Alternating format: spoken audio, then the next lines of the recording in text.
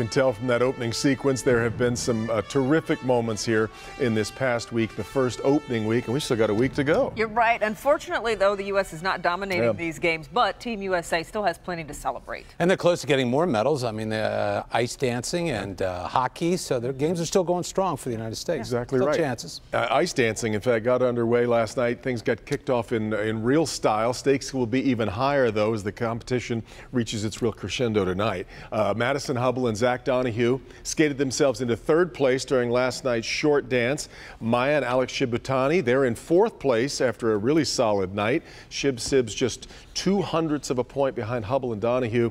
It was the Canadians, Tessa Virtue and Scott Moore, who were terrific last night. They were in first. We'll have more on that in just a moment. Yeah, skier Michaela Schifrin arrived in South Korea with dreams of 5 gold medals, but nasty weather and scheduling conflicts have derailed that dream even further. Schifrin has now confirmed that she will not compete in Tuesday's downhill skiing event because the super combined was moved to Wednesday. So if she competes in Friday's team competition, she would win up to 3 medals. She's already won 1 gold, so she won't go home empty-handed. That's good. How about the U.S. women, though? The hockey team headed to the gold medal game, cruised to a 5-0 win over Finland. Dani Cameronesi scored twice today, this one on the power play. USA takes on Team Canada in the finals. Of course, USA and Canadians have met in 4 of 5 gold medal games, and Canada has won the last 4 gold medals in this event. And off the way, their matchup ended the other night. Little chippy. Yeah, little chippy. Just a little bit. Yes, indeed. U.S. needs to pick up some hardware, though, to get back in the top 5 in the medal count. Norway is having a phenomenal Olympiad so far, right now with the most gold and the most medals overall, followed by Germany. Canada's having a very nice games as well. The Netherlands and the Olympic athletes from Russia ahead of the U.S. right now. The U.S. tied for 6th place with Austria, France, and Japan, each of those nations with 10 medals. Yep. Okay, so now back to ice dancing. Gold medalist Meryl Davis is here to talk about all the drama from last night. How are you doing? Oh, so much drama. You're talking about the medal count, so hopefully, knock on wood, we'll have an additional medal potentially tonight in the ice dance event. A very good chance, but you know, sitting at home on my couch last night, I thought for the first time in my life, this is what a heart attack feels like. That's great. Yes, it was really easier to do it than to watch it then, huh?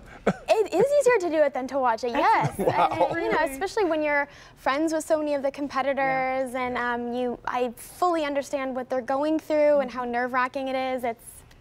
It's heart attack inducing. So I'm not watching tonight then, that's that. So the Sibs go on the night. They're in 4th place just behind Hubble and Donahue. So my question is, anything can happen. How much psychological warfare goes on between 2 against 2? Oh, look at the smile. I like that, huh? A lot of psychological warfare, potentially between couples and between competitors, but also psychological warfare in and of yourself. You know, you're going through all the scenarios in your head, you know, wondering what could happen, visualizing what could happen, and you know, I just think that in a scenario like the Olympic Games, when you know so much is on the line, you know anything's possible, a slip of the skate, you know, stepping on, unfortunately, a rhinestone that's lost off of, you know, someone's costume, it could come down to winning an Olympic medal or not winning an Olympic medal. Right. I saw I, Tanya, so that's why I'm asking this question. Well, hopefully no violent acts happen in this figure skating event. Well, in fact, let's skip ahead. We were going to talk later about the wardrobe malfunction, but since you mention it, we've had 2 really dramatic wardrobe malfunctions in this Olympics. Euromen, the first one, and then last night to watch the French team and Gabriela Papadakis. In fact, here she is here. The way that ended up controlling and sort of dictating their entire skate. And before we get to how you even deal with that, don't these costumes cost thousands of dollars? Oftentimes, yes, oftentimes many thousands of dollars. And, you know, Gabriella has actually been wearing this costume all season, and so it's not a new costume, and it's just that one time it happens, you just hope it's not at the Olympic Games. You know, the one time it happens and the many times you wear the costumes, the fact that it happens on the ice, in the short dance, in the Olympic Games is not ideal. It's heartbreaking. I mean, to think that you get this opportunity once every 4 years and to not have lack of preparation, to not have, you know, a mistake while you're skating be the thing that gets in your way, but a costume malfunction, In fact, so given all that, then pretty extraordinary that they ended up where they were, having to deal with all that through the whole program. They are incredibly talented, gifted, I think is a good word for it. They're magical. They have this intangible, like otherworldly quality about their skating, the ability to really sweep you away. And so you're watching for just over 4 minutes and it feels like you've just been transported. And so an unfortunate sort of obstacle for them last night, but they, in particular, Gabriella, pushed through really in an impressive fashion. I mean, you know when you're competing at the Olympics that there are literally millions of people watching. And so to know, like, okay, my top is about to fall off and I'm going to keep going. That's horrible. I mean, props to her for putting out an amazing Absolutely The composure is unbelievable, right? Yeah, it is, Let's talk about who's in first place. Scott and Tessa. You know them very well. They were your rivals. Just talk about them and why are they the team to beat, so to speak? Well, Tessa and Scott are one of, if not the most incredible ice dance team in history. They have been on sort of at the top of the world rankings for probably over a decade now, and they've really just perfected their craft. I mean, you look at not only their skating skill here, you know, the way the blade is running across the ice and their comfort on the ice, but their performance ability, the ability to move their bodies, relate to one another. I mean, it's incredible. And so to have Tessa and Scott competing against this French team, Papadakis and Cizeron, it's quite a battle between the two. And you finished second to them in Vancouver. That's right. And then came back and beat them in Sochi. So I think we need a rubber match. Well, in fact, that's what I was going to say. This now that we've got this coming up tonight, and you've been watching at home rather than being on the ice, do you wish you were giving it one more shot? No, I really don't. No, you know, to be honest, I wasn't sure how I would feel. Charlie and I officially retired almost exactly a year ago, after taking a long time to consider whether or not we wanted to return to competition. And so over the course of the last year, I've had some moments when I thought, I wonder how I'll feel sitting at home, not being there, but very relieved that I feel great. How about a pay-per-view event? You're still trying to get this going. a two closed circuit. How much money are you willing to pay me? Right. I've got promoters. I have people. Okay, we'll talk. There, see, I knew. We'll talk Everyone's got a price. I knew it. Don King over here. Meryl, that really sets the stage, though, for tonight. It's going to be a really exciting night ahead. Thanks for all that. Thank you. We'll be watching. All right. More from Meryl coming up. Now, it's been the political, I love to say the word, of course, flashpoint of these Olympic Games, and an American coach is right in the middle of all of it. We're going to meet a woman making sacrifices on the home front to help a unified Korean team just ahead. Also, living legend Peggy Fleming has something to say about today's figure skating and what she doesn't like about it. Stay with us.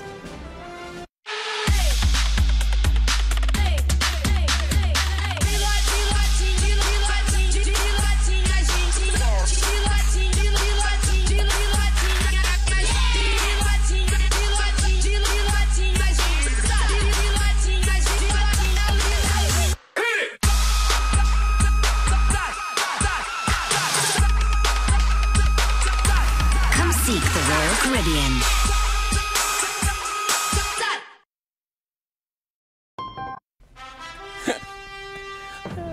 Welcome back to the Ozone. North and South Korea uniting for these games, and that, of course, has been one of the really big stories of this Olympics. Yeah, the assistant coach of the Koreans' women hockey team is from the USA, and she sacrificed a lot to be here. NBC's Natalie Morales looks at what Rebecca Baker is bringing to this historic moment in South Korea.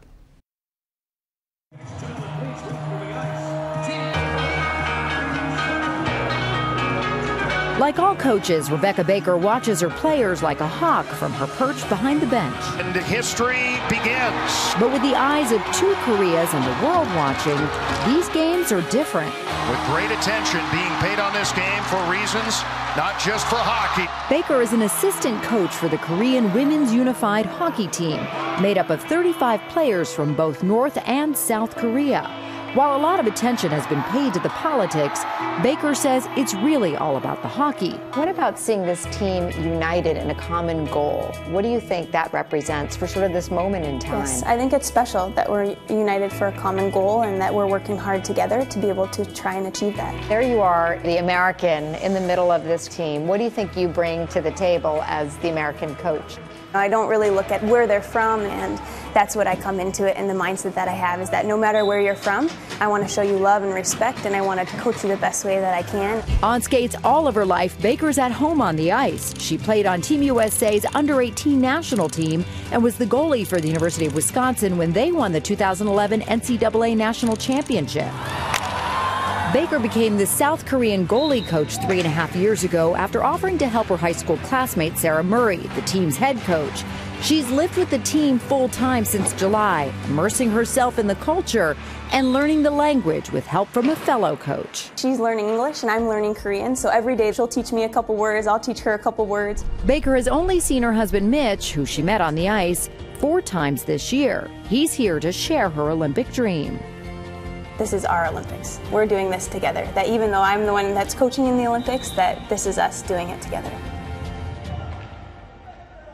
And she says she's not sure what she's going to do next, but she's got some big goals, she says, and she learned sign language at college. She'd like to coach the U.S. deaf national hockey team, which would be interesting. Yeah, really great. Pretty cool. All right, still ahead, catching up with a skating legend. But the one and only Peggy Fleming thinks something is missing from figure skating today. We'll hear from her next. Tomorrow. Peggy Fleming is a living legend of Olympic figure skating. Not only did she win gold in 1968, but she became a pop culture icon. Sure did. And with a new generation of American women going for the gold, Ann Thompson found Fleming is more interested in looking to the future than in looking at the past. It was the ultimate winning combination. Live TV and Peggy Fleming. A 19-year-old in a dress made by her mom giving a performance that would make her an Olympic icon and elevate her sport. It was such a big deal, and it changed my life absolutely forever in a good way. And it changed the sport of ice skating. Absolutely. And I think, you know, so much was going on in the world at that time in the 60s.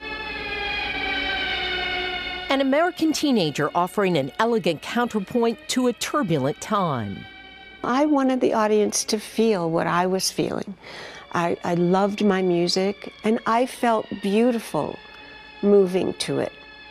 Her charismatic blend of artistry and athleticism would make Peggy part of our pop culture. Her talents showcased on TV specials and ice shows. You can't hide the personality that you are when you skate, because it reveals you from the inside out. Star quality that would put the audience on a first-name basis with those who followed. Dorothy, Scott, Katerina, Brian, a connection Peggy feels has been lost. What do you think of skating today? The artistry has kind of gone to the wayside, and I feel like it's gotten a little off balance.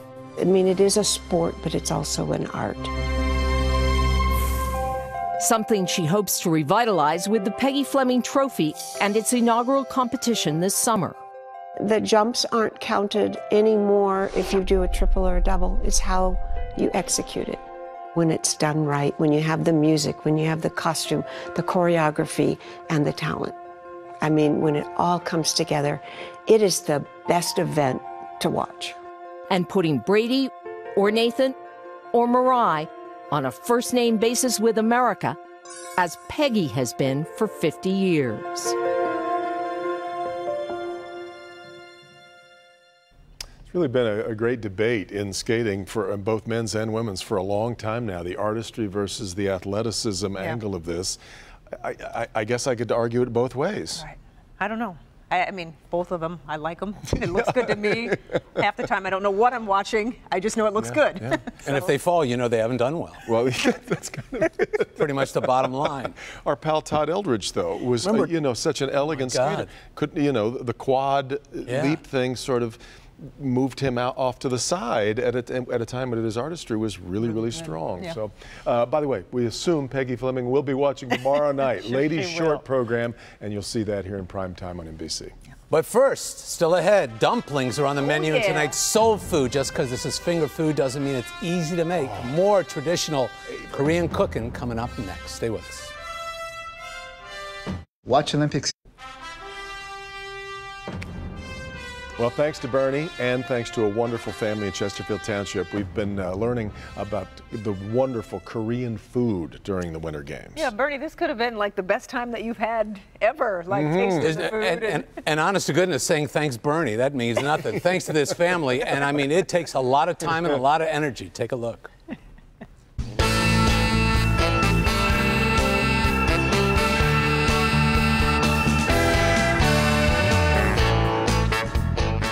Welcome back again. We've been graciously invited into this home. It's Barbara and Son. It's just not a home. It's a beautiful Korean home. And now we're going to learn about dumplings. This is steamed dumplings, fried dumplings. I've been waiting all morning for this. Yes. Fire away. This is 2 different kinds of mandu. And so mandus has different kind of fillings, mostly vegetable, some sweet potato noodles in there. Sometimes they might have meat, sometimes they might have pork. So this one had kimchi, this one have chives. Yes. So Chives in here? Yes. So this one might be a little bit spicier. Oh, I see. Yes. And so how long does it take to prepare this? About 2 days. 2 days. 2 days? Yes. Yes. My The God. filling takes a day to prepare. Yeah. All the Right. meat, You gotta chopping all the vegetables. Wow. And then usually have an assembly line of assembling all the little dumplings. And how about this one? Does this take less time? No. Same time. Yes. It's yes. unbelievable. Yes. Well, we should try it, don't you think? Okay, yes. Because it really seems. Can I Here's just pick it up? Sure. Here's some soy Yeah, sauce. You can this dip is it a in. finger food. Finger food? Finger My food. favorite. All right, here we go. I heard the crunch. Oh my God. To die for. Can you taste the spice in there? Oh yeah. Okay. Why don't we try one of these? Spicy. You had a We like dog? it spicy. We let you have a doggy bag. A doggy bag? You can take a doggy bag without a dog at all. I'm good. Security! Son's giving me trouble again. But I'll tell you, we'll keep you around because your cooking is unbelievable. Here, I'm going to try the Well, steam I one. don't sleep enough, that's why. I cook all. It's okay. You can sleep later. Son and Barbara, thank you. Is it good? Oh, it's good. Which one? Fantastic. Which one? Fry or steaming? I'm a fry guy. Fry. Okay. Good. Good. Me too.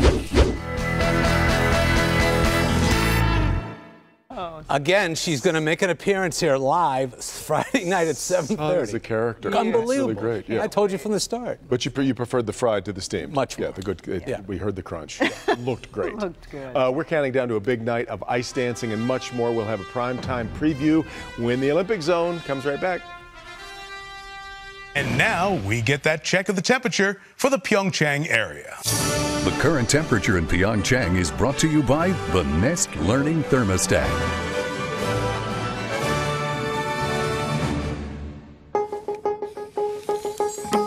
Because everyone likes easy. Sure do. Because everyone is on the go. Because we all like to save energy, but sometimes we slip up. Reaching up. Because sometimes we want it cool at night, then toasty in the mornings. Introducing the easy-to-use, energy-saving, adjustable from everywhere, easy on the wallet and the eyes, Nest Thermostat E. E is for everyone.